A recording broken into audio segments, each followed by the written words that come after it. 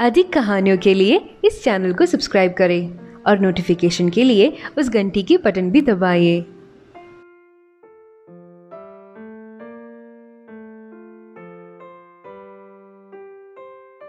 एक गांव में एक दादी थी। दादी को वड़ा बहुत पसंद था। उसे न केवल वड़ा खाना पसंद था बल्कि वो बनाना भी पसंद था। दादी रोज आटा पीसती थी और गर्मा गर्म वड़ा तैयार करके सबको देती थी। वे वड़ा का स्वाद लेते और उसकी तारीफ करते थे। किसी को आपकी तरह वड़ा बनाने के लिए जन्म लेना पड़ेगा। दादी तारीफ सुनकर दिल खोलकर हंसती थी। जो पैसा उन्होंने दिया वो गौन थे। एक दिन जब दादी ने थाली में वड़े डाले तो एक वड़ा नीचे गिर गया। अगले ही पल वो वहाँ से भागने लगा। अरे रुको, रुक जाओ, दादी ने चिल्लाया और वड़ा का पीछा किया। धरती अचानक उस समय विभाजित हो गई। दादी के साथ वड़ा भी उसी में गिर गया। वड़ा धरती के नीचे लगातार भाग रहा था। दादी ने भी उसका पीछा किया। कुछ ही दूरी पर भगवान की मूर्ति वहाँ खड़ी थी। दादी ने उस मूर्ति से पूछा, क्या इस तरफ एक वड़ा आया था? क्या आपने देखा? हाँ, मैंने देखा, भगवान ने उत्तर दिया।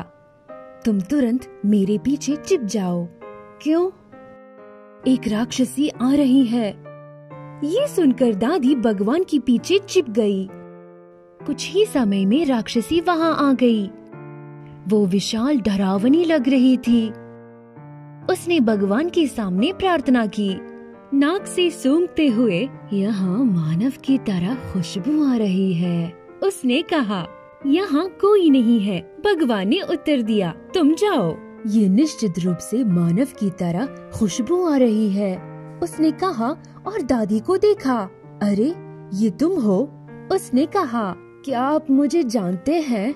मैंने आपके वड़े के बारे में बहुत सुना है। राक्षसी ने कहा, मेरे साथ आओ। क्या तुम उसे खाने जा रहे हैं? भगवान ने पूछा।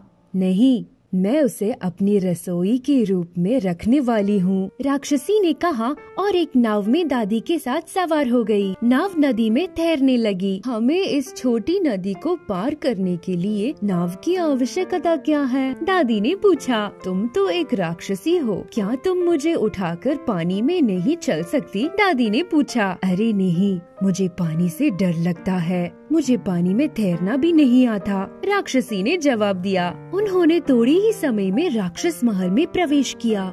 महल में उसके जैसे कई राक्षस थे।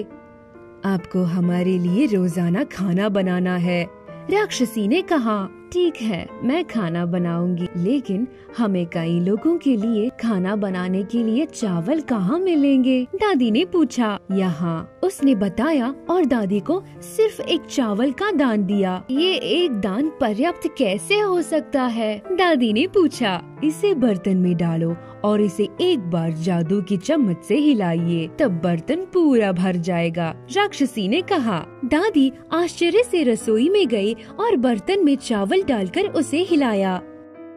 अगले क्षण बर्तन चावल से भर गई। उन्होंने स्वादिष्ट भोजन पकाया। राक्षसियों ने भोजन खा लिया। कुछ दिनों बाद दादी घर लौटना चाहती थी, लेकिन वो ये नहीं जानती थी कि कैसे राक्षसी के खिलाफ जाना है। एक दिन जब राक्षसी आसपास नहीं थी तो दादी नाव पर चली गई। उसे अपने गोद में जादुई चम्मच ले जाना याद था। थोड़ी देर बाद वो लगभग नदी पार कर गई। उस समय राक्षसी आ गई। दादी हैरान रह गई। राक्षसी ने सभी को जोर से पुकारा। अब नदी के दोनों किनारे पर राक्षसियां आ गई, लेकिन किसी को भी तैरना नहीं आता था। वे दादी के करीब नहीं आ सके। दादी नदी की तट तक भी नहीं पहुंच सकी। राक्षसियों ने छूकर नदी का पानी पीना शुरू कर दिया। उन्होंने कुछ ही मिनटों में पूरा नदी का पानी पी लिया। दादी की नाव कीचड़ में चिपक गई। राक्षसियां गुस्से में दादी के करीब आ गई। दादी नीचे उतरकर भागने लगी। दादी का पैर कीचड़ में फंस गया। वो नीचे गिर गई।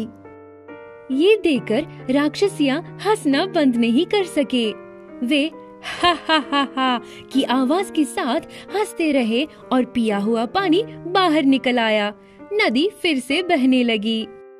दादी तुरंत नाव पर चढ़ गई। राक्षसिया पानी में डूब रही थी। दादी ने नाव को बीच में रवाना किया और तट पर पहुंच गई। वो जल्दी जल्दी घर में दाखिल हुई। उसी क्षण गड्ढे भी बंद हो गई। लोग दादी को देखकर खुश थे।